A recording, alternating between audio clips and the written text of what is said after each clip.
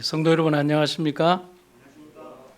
우리 남집사님들이 이렇게 찬양을 잘 하시는 줄 몰랐습니다.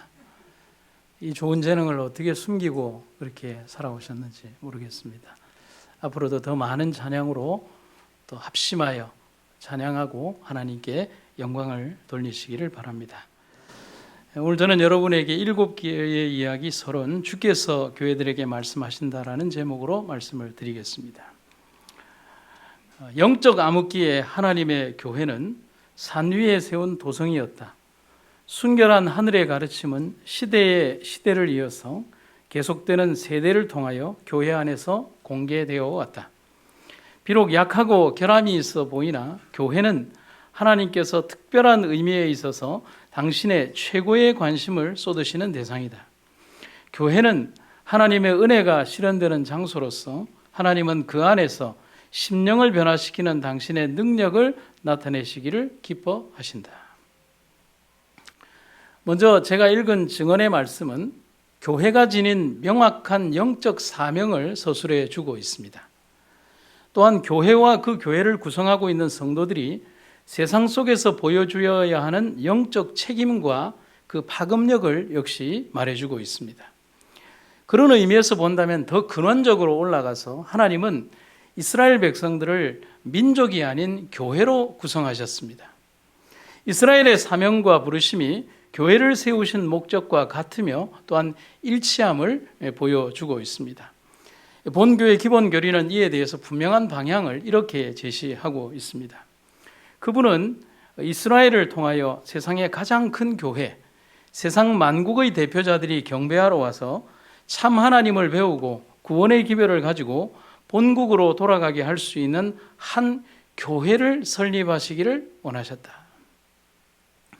이스라엘 백성이 비록 세상을 밝히는 등대의 사명을 상실했지만 그 빛은 사라지지 않았습니다.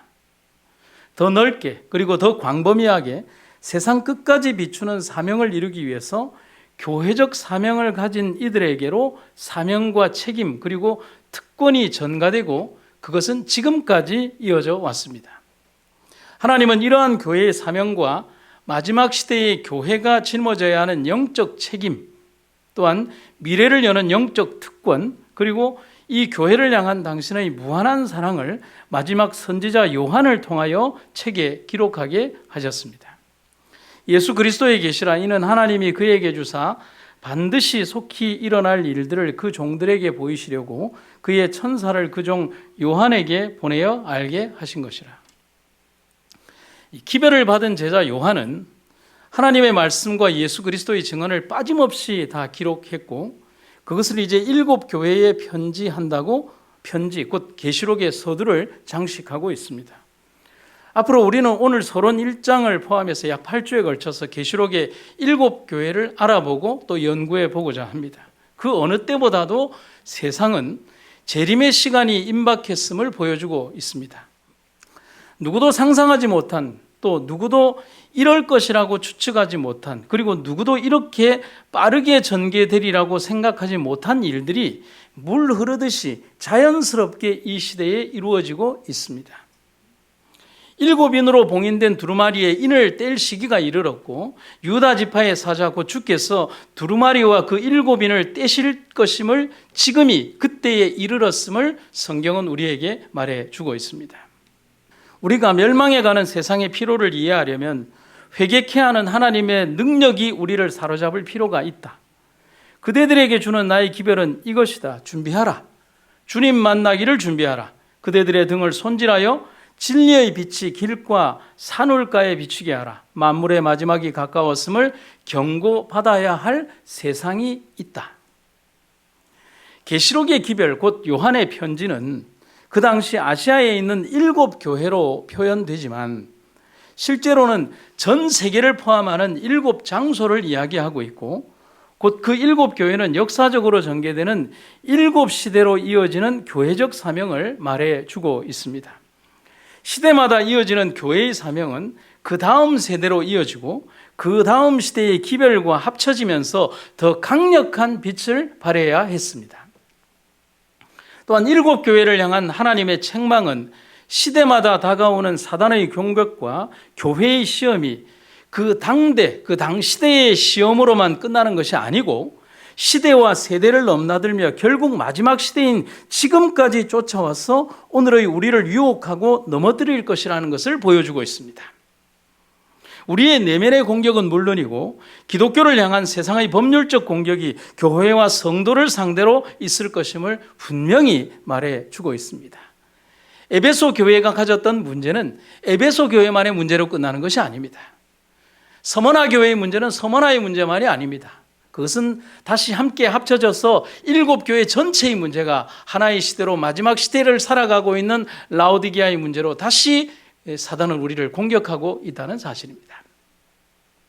그래서 베드로의 증언이 우리를 깨웁니다. 근신하라 깨어라 너희 대적 마귀가 우는 사자같이 두루다니며 삼킬 자를 찾나니.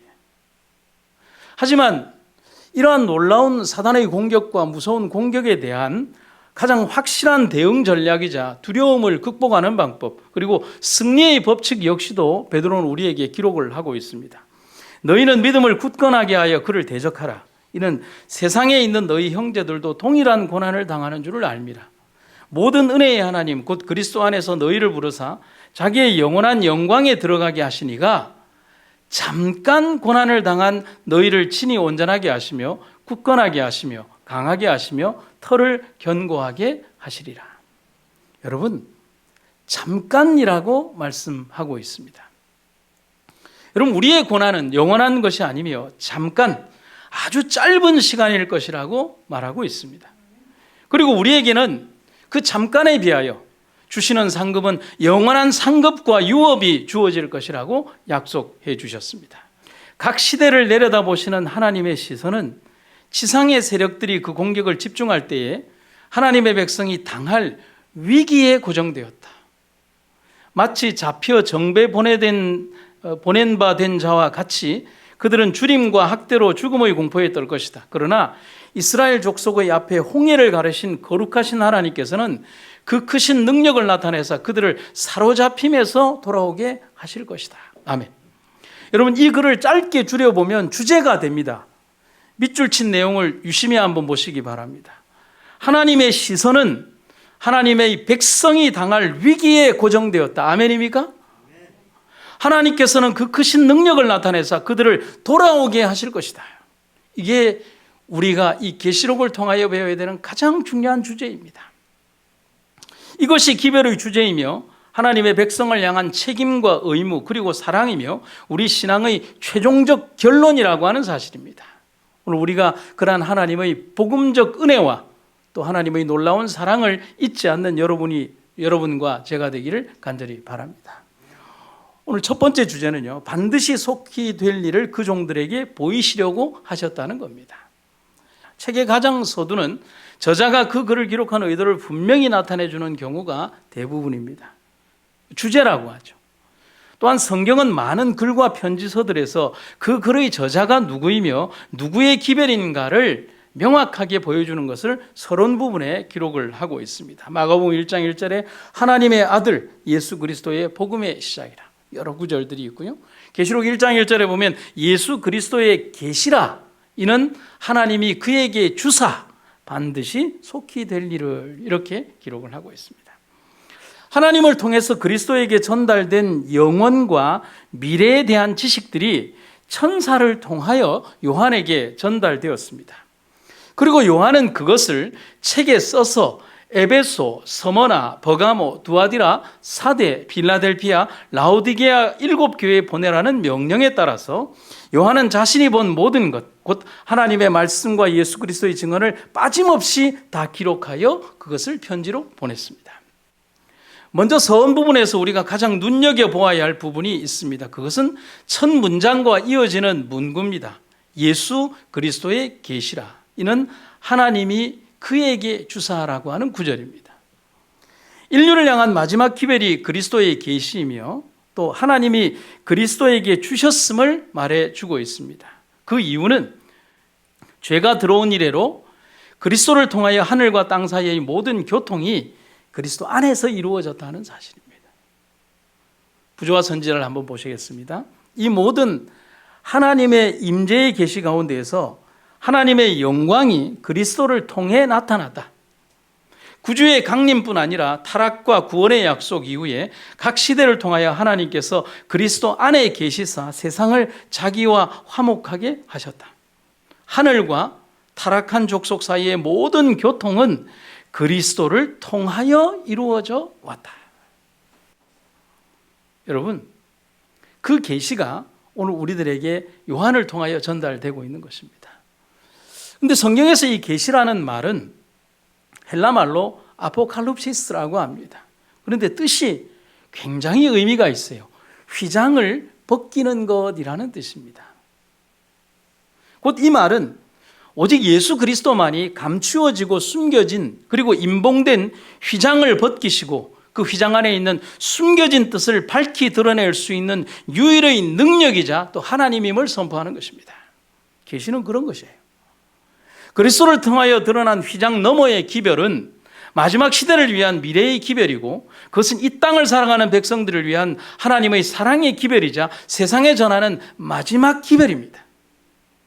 그래서 요한은 여기에서 그 기별이 속히 될 일이라고 기록하고 있습니다. 반드시 속히 될 일이라고 기록이 되어 있습니다. 계시록에서는 여러 사건들이 머지않은 장래에 이루어질 것이라는 이 표현을 같은 의미로 여러 번 언급하고 있습니다. 또한 이 속히 될 일이 예수님의 재림을 말하는 것임을 우리는 이 여러 번 언급된 것들 속에서 바로 유추해 낼 수가 있습니다. 반드시 속히 일어날 일, 계시록 1장 1절. 내가 속히 임하리니 3장 11절. 결코 속히 될 일, 22장 6절. 보라 내가 속히 오리니 22장 7절과 12절. 그리고 내가 진실로 속히 오리라. 요한계시록 22장 20절.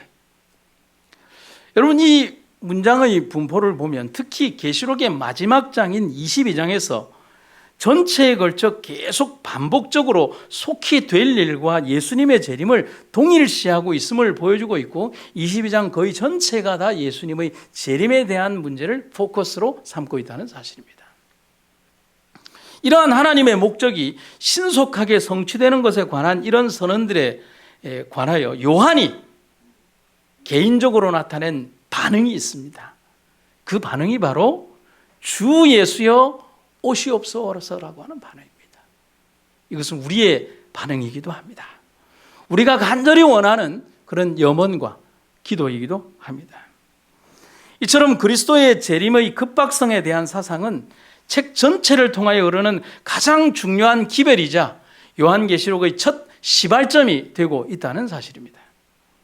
지금의 시기가 주님이 오시기 직전의 시간이며 동트기 전에 가장 어두운 시간임을 여러분과 저는 기억하시기를 간절히 바랍니다.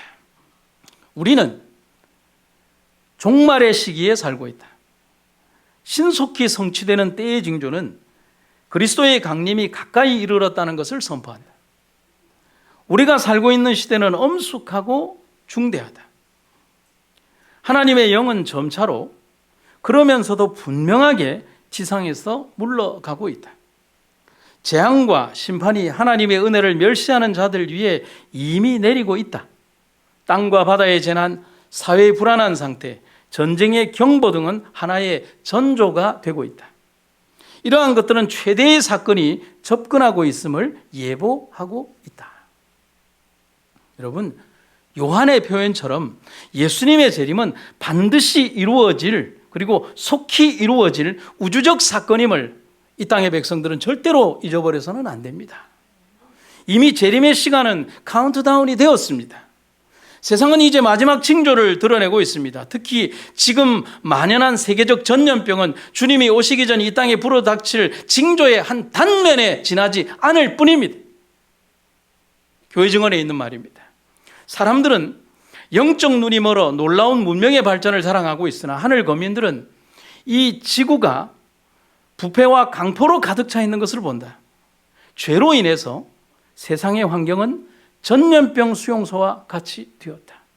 오늘날의 상태를 정확하게 설명해 주고 있는 말입니다. 지구 역사의 마지막 장면 중 하나로 전쟁이 일어날 것이다. 전염병과 재앙과 기근이 있을 것이다. 대양의 물들이 경계를 넘어서 흘러넘칠 것이다. 우리는 그리스도께서 당신을 사랑하는 자들을 위해 마련하러 가신 처소에 들어가기 위해 준비하고 있어야 한다. 기근이 많아질 것이다. 전염병으로 수많은 사람들이 생명을 잃을 것이다. 외부의 세력들과 내부에서의 사단의 활동으로 위험이 우리 주변에 편만하다. 그러나 하나님의 제어하시는 힘이 아직은 역사하고 있다. 여러분, 이 땅에 편만한 수없이 많은 위기와 그리고 우리가 두려워하고 있는 온 세상 사람들이 어떻게 될지 모르는 상황에 두려워하고 있는 이 험난한 세상 속에서도, 전염병이 범람하는 속에서도 하나님의 제어하시는 힘이 역사하고 있지 않다면 우리는 그 어디에서도 안전할 수 없다는 사실을 기억하시기를 간절히 바랍니다. 마지막 기별을 전하는 요정은 너무도 정확하게 160년 전에 이미 영감을 통하여 기록한 기별에서 재림의 시기가 다가오기 전 이 땅에 일어날 일들을 너무도 명확하게 기술하고 있습니다. 그렇다면 우리는 지금 생각합니다. 우리에게 재림 전 시기, 곧 지금의 시간은 두려움의 시간입니까? 아니면 준비의 시간입니까? 주님이 오늘 우리에게 말씀하고 계십니다. 그 두 번째는 읽는 자와 듣는 자와 지키는 자가 복이 있을 것이다 라고 말을 하고 있습니다. 재림의 시기가 가까워질수록 사단은 자신에게 허락된 시간이 끝이 다가옴을 누구보다도 잘 알게 됩니다. 그렇기에 그는 더욱더 강하고 강력하고 두려운 힘으로 하나님의 백성들을 배교시키기 위하여 밤낮으로 포효하며 찾아내려고 할 것입니다. 그래서 요한은 이러한 경험을 말하면서 이렇게 우리에게 간증하고 있습니다. 나 요한은 여러분과 함께 고난과 인내와 그 나라를 함께 나누는 여러분의 형제라고 자신을 소개하고 말씀과 예수의 복음을 증언하다가 이곳 반모섬에 갇힌 몸이 되었다라고 자신을 소개하고 있습니다. 여러분, 핍박을 당했던 요한의 삶은 하나님의 기별을 전한다는 이유로 말할 수 없는 박해를 받았지만 그는 전적인 하나님의 보호하심 아래서 평안함을 누릴 수 있었습니다. 그 당시 요한을 핍박하고 그리스도인들을 핍박했던 로마 황제는 도미티아누스 황제였습니다. 그런데 이 도미티아누스 황제는 로마 제국에 대한 복종을 이끌어내기 위해서 자신을 주님이자 하나님이라고 칭송하게 했습니다. 그래서 이 자기를 향한 신격화의 사상은 기독교인들에 대한 반대만 불러일으킨 것이 아니라 심지어 로마 사람들 사이에서도 아주 심각한 반대 의견에 부닥치게 되었습니다. 그래서 도미티아누스의 황제 우상하에 아주 적극적으로 반대했던 기독교인은 당연히 황제와 로마 제국에 아주 지독한 탄압을 받는 첫 번째 대상이 될 수밖에 없었습니다. 그리고 요한이 황제 앞에 잡혀왔을 때 요한은 아주 명백하고 확신을 주는 태도와 단순하고 솔직하게 자신을 변호했기에 요한의 말은 사람들에게 강력한 영향을 끼쳤다. 황제는 그의 신앙을 침묵시키려 했지만 오히려 그의 말을 들은 사람들은 그의 지혜와 웅변에 놀랐다. 그러나 그의 증언이 더욱 수긍이 가면 갈수록 그의 반대자들의 증오심은 더욱 깊어졌다. 바로의 마음이 더욱 강팍해졌더라는 것처럼요. 진리의 기별이 그들의 마음을 깨우고 양심을 건드리고 그들에게 깨어라고 호소를 하는 그때에 더 강력한 사단의 획책이 그들의 마음을 붙들고 그들이 하나님께로 회개하지 못하도록 그들의 권력과 탐심과 그들의 모든 정욕과 이 세상에 대한 사랑으로 그들을 얽어매었다는 사실인 것입니다. 이어지는 증언의 기록, 요한의 기록을 보면 대단한 승리가 이렇게 기록이 되어 있습니다. 요한은 나의 주님은 사단과 그의 악한 사자들이 당신을 욕하고 고문하려고 고안해낼 수 있었던 모든 것을 인내로 감수하셨다. 주님께서는 세상을 구원하시려고 당신의 생명을 주셨다. 나는 그리스도를 위하여 고통을 당하는 영광을 누린다. 나는 연약하고 죄 많은 한 인간이다. 그리스도께서는 거룩하시고 무죄하시고 순결하셨다. 그분은 죄를 짓지 않으시고 그분의 입에서 간사를 찾을 수 없었다고 선언하였다. 이 말은 큰 영향을 끼쳤다. 그리하여 요한을 기름가마에 던져 넣었던 바로 그 사람이 그를 거기서 건져내었다.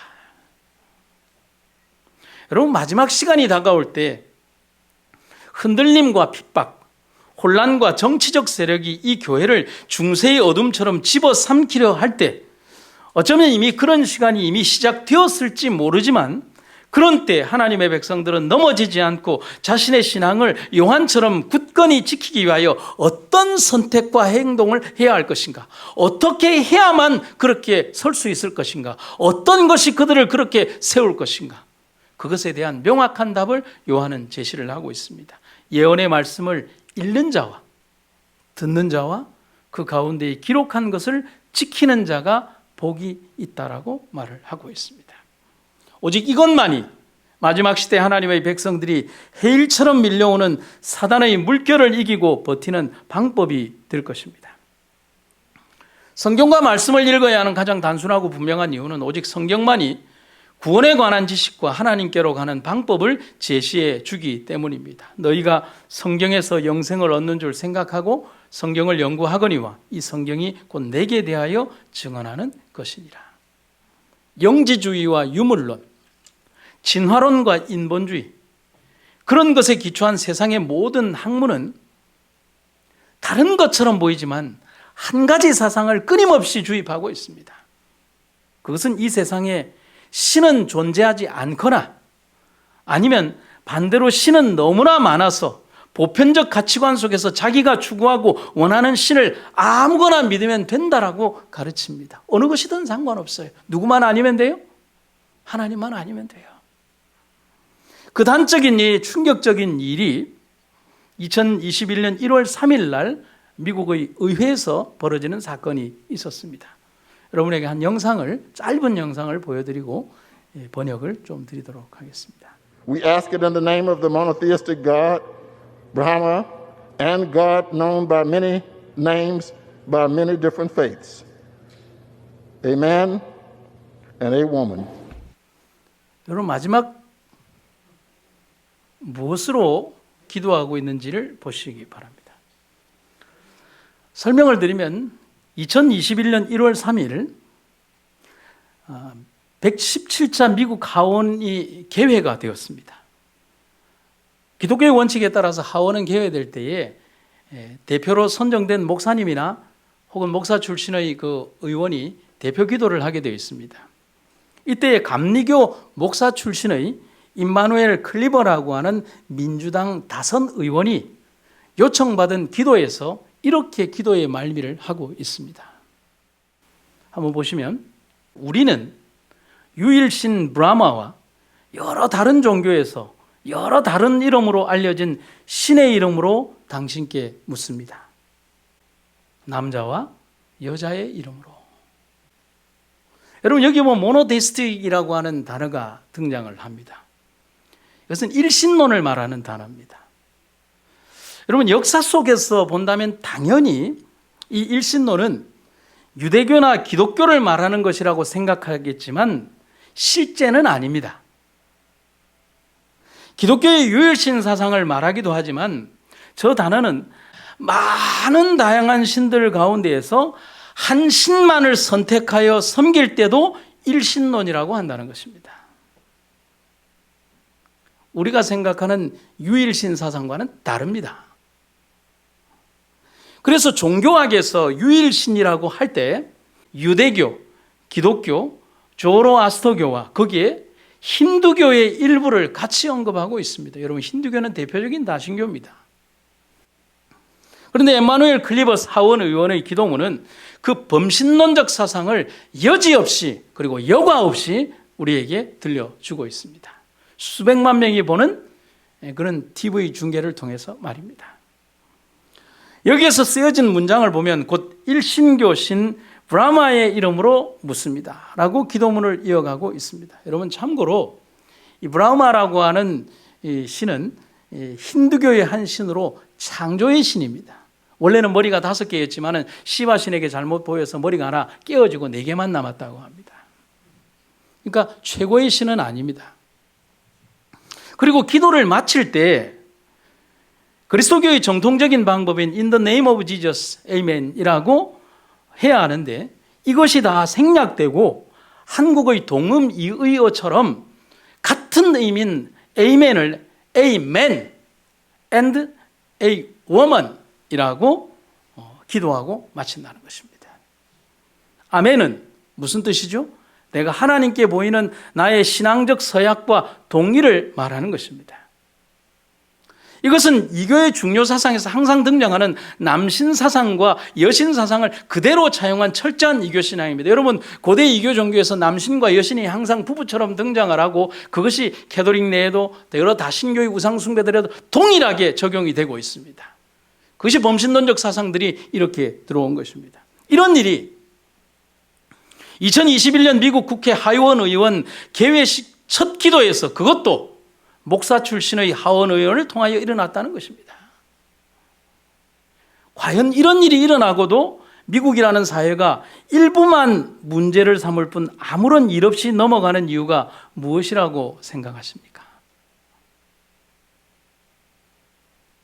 그것은 이미 이 세상 역사에서 예언한 대로 작은 뿔의 세력이 이제 양으로 시작한 나라가 이제 안으로부터 이미 짐승으로 변하여 가고 있음을 말해주는 한 조각의 증거일 뿐이라는 사실입니다.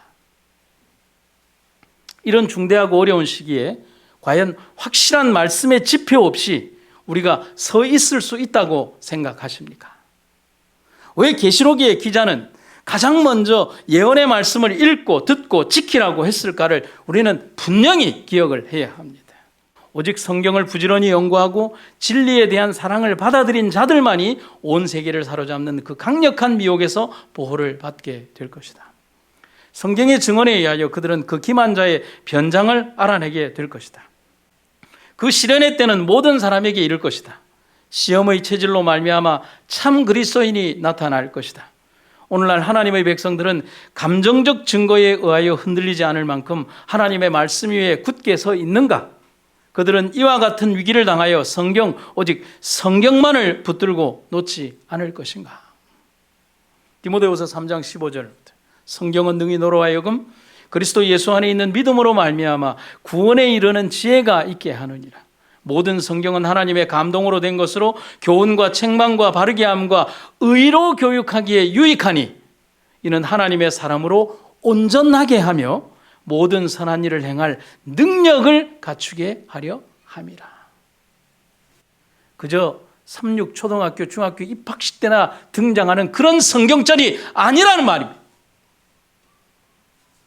하나님의 사람으로 온전케 하고 선한 일을 행할 강력한 능력을 갖추게 하는 것이 하나님의 말씀 속에 있다는 사실인 것입니다. 요한은 축복의 마침표로 그 말씀을 지키는 자에 대하여 복이 있을 것임을 분명히 기술하고 있습니다. 그리고 첨언이 아닌 분명한 시대를 인식하게 하는 자명종을 각인시켜 주고 있습니다. 그것은 때가 가깝다라고 말하고 있습니다. 이 말이 말씀을 읽고 듣고 지키는 자에 대한 복을 말하면서 그 뒤에 그 문장의 말미에 주어졌다는 것입니다. 그렇게 주어진 이유는 우리가 말씀으로 무장할 시간이 얼마 남아있지 않을 것임을 말해주고 있다는 사실입니다. 여기에서 때라는 말은 헬라 말로 카이로스라고 합니다. 뜻은 뭐냐면 특정한 순간, 아주 상스러운 시기, 어떤 특정한 사건을 위해 미리 지정된 그 어떤 시간을 말하는 의미입니다. 그래서 마가복음 1장 15절에 보면 이르시되 때가 찼고 하나님의 나라가 가까이 이르렀다 할 때 그 때 역시도 바로 카이로스라고 하는 단어가 쓰여지고 있습니다. 그래서 이 예언의 말씀을 철저히 살피기 위한 동기를 제공하는 것은 바로 요한계시록에서 언급된 이 사건들의 급박성이라는 사실입니다. 긴급하다는 것입니다. 그러므로 요한계시록은 그리스도의 재림의 시간이 가까움을 믿는 자들에게 특별한 때에 관한 책이다. 오늘날에 관한 책이라는 것입니다. 제가 여러분들에게 이런 말씀을 드리고 싶습니다. 위기와 위험을 인식하지 못하거나 혹은 부정한다고 해서 그 위기가 내게서 사라지는 것이 아닙니다. 2006년도 미국의 한 의료 연구소는 사람들에게 있어서 변화가 얼마나 어려운지를 발표하고 연구한 것을 발표를 했습니다. 미국에서 1년에 대략 60만 명이 넘는 사람들이 심혈관 수술을 받습니다. 수술을 받은 사람들은 의사로부터 딱 한마디 말을 듣습니다. 생활 방식을 바꾸라는 말을 듣습니다. 왜냐하면 심혈관 수술은 임시방편에 불과하기 때문에 그렇습니다. 그래서 식생활을 바꾸어야 하고 흡연과 음주를 절대로 안 해야 된다라고 합니다. 그리고 운동으로 스트레스를 줄이라고 말을 합니다. 그런데 의사들이 말하는 진짜 핵심은 변화, 곧 바꾸지 않으면 죽는다는 겁니다. 해도 되고 안 해도 된다는 게 아니라 당신이 수술을 받았다고 해서 나은 것이 아니면 그것은 임시방편으로 당신에게 해준 것이며 진실로 당신이 살고 싶다면 당신의 삶 전체를 바꾸어야만 살 수 있다는 것입니다. 그런데 거의 죽음 직전까지 갔던 그 사람들이 이 의사의 주의사항을 정말 잘 지킬 것이라고 우리는 생각을 합니다. 일반적으로 변화에 대한 의견이 매우 필수적이어서 환자들은 적절한 삶의 방식을 개선할 것이라고 생각을 합니다. 그러나 연구 결과는 놀랍게도 그렇지 않습니다. 연구 논문은 심장질환 환자의 90%가 변화를 선택하지 않는다는 것입니다. 그 말은 선택하지 않고 그들은 죽는다는 것입니다. 여러분 멀리서 볼 필요도 없습니다. 여기에서 실제적으로 암 수술을 받고 들어온 사람들, 어떤 중증 질병을 받고 들어온 사람들 이렇게 상담을 해보면 바로 어제까지 이렇게 간암 수술을 받고 온 사람이 오늘 여기에서 흡연부스에서 담배를 피는 것을 봅니다. 상관하지 않아요. 그들은 과거의 습성을 끊고 싶지 않아요. 제가 쫓아가서 담배를 뺏으려고 하면 저에게 화를 냅니다. 심장 수술을 받은 사람들이 2년 후 생활을 계속 조사를 했습니다. 2년 후에도 그들은 자신들의 습관을 개선하지 않았습니다. 그리고 삶의 변화를 이루고 새로운 생명과 삶을 선택하는 것 대신에 옛 생활로 돌아가 죽음을 스스로 택했다는 겁니다. 어쩌면 오늘 현대의 그리스도인들도 영적인 의미에서 다르지 않습니다. 그리고 우리의 미래의 선택과도 같다고 할 수가 있겠습니다. 누군가 이런 얘기를 합니다. 인생이란 미래의 시간을 빛내서 오늘을 사는 것이다 라고 말을 합니다. 오늘을 어떻게 사느냐에 따라 미래의 인생은 그려지고 달라지고 진행되고 열매 맺습니다. 영혼에 대한 선택도 마찬가지입니다. 그때 가서야 얻게 되는 것이 아니라 지금 투자하고 지금 노력하고 지금 한 모든 그것을 통하여 우리는 나중에 열매 맺게 된다는 것입니다.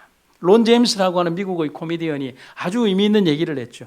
당신이 변하지 않는 한 이미 갖고 있는 것 말고는 당신은 아무것도 얻을 수 없다. 에베소, 서머나, 버가모, 두아디라, 사데, 빌라델피아를 거쳐서 라오디게아를 시대에 우리는 살고 있습니다.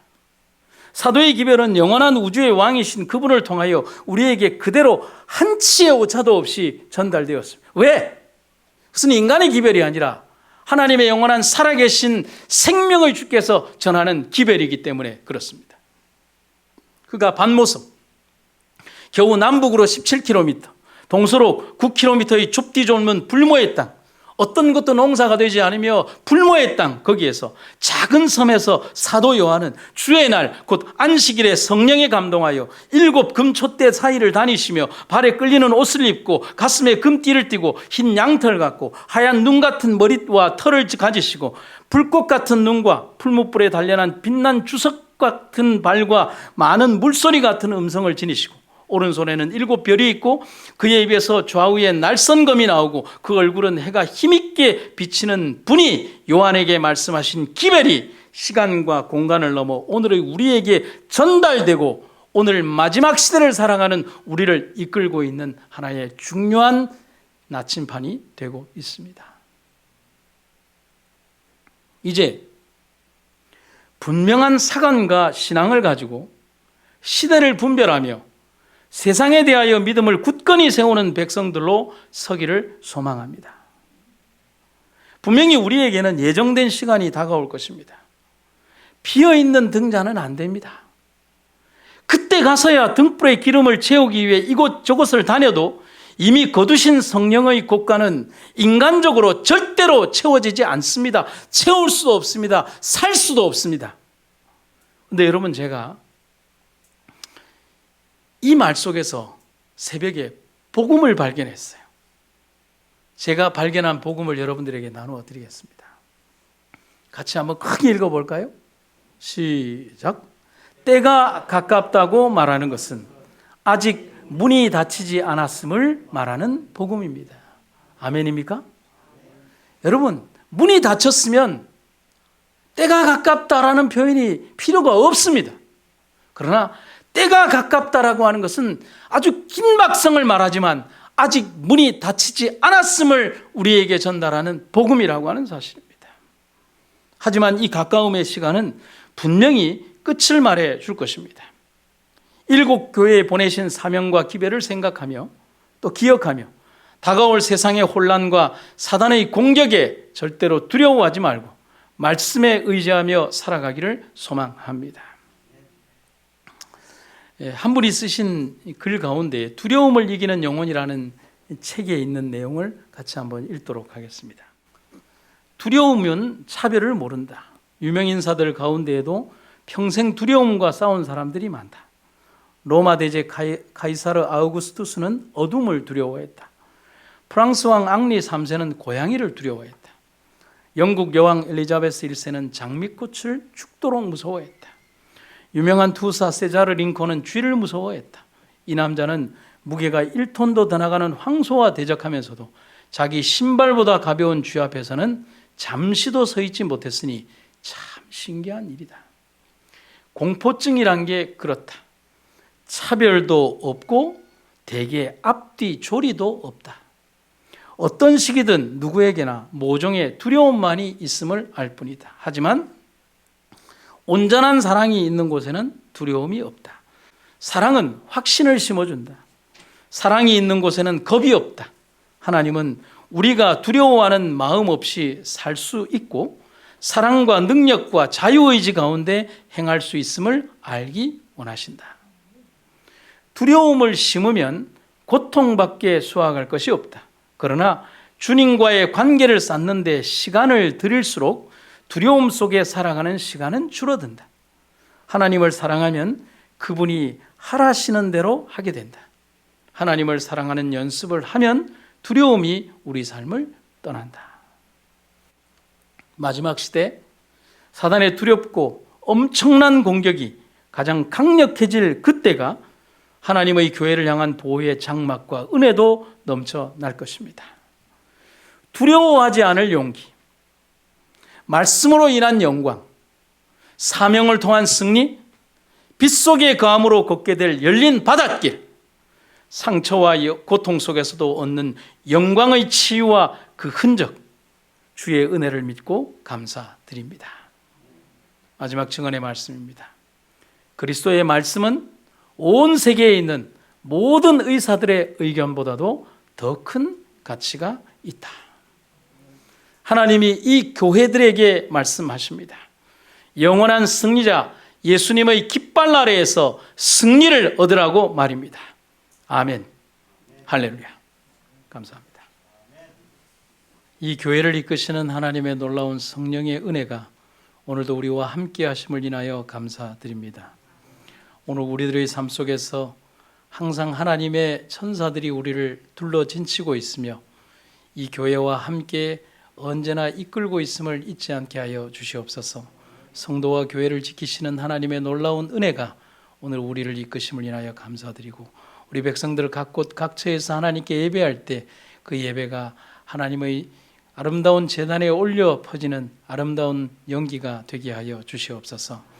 우리 이 병원과 또 이 교회를 축복하여 주시며 또 이곳에 있는 수없이 많은 환자들과 하나님의 백성들을 하나님 인도하여 주셔서 오직 주의 능력이 임하는 동산이 되게 하시고 주의 놀라운 말씀으로 인도하시는 곳이 되게 하여 주시옵소서. 특별히 하나님의 백성들의 삶 속에서 시험 당할 때 그들의 시험을 강력한 말씀의 은혜로 이기게 하시고 주 안에서 승리하는 주의 백성들로 이끌어 주시옵소서. 오늘도 우리에게 주신 이 아름다운 안식일을 감사드리며 주의 은혜의 강 가운데 거하는 아름다운 하루가 되게 하여 주시옵소서.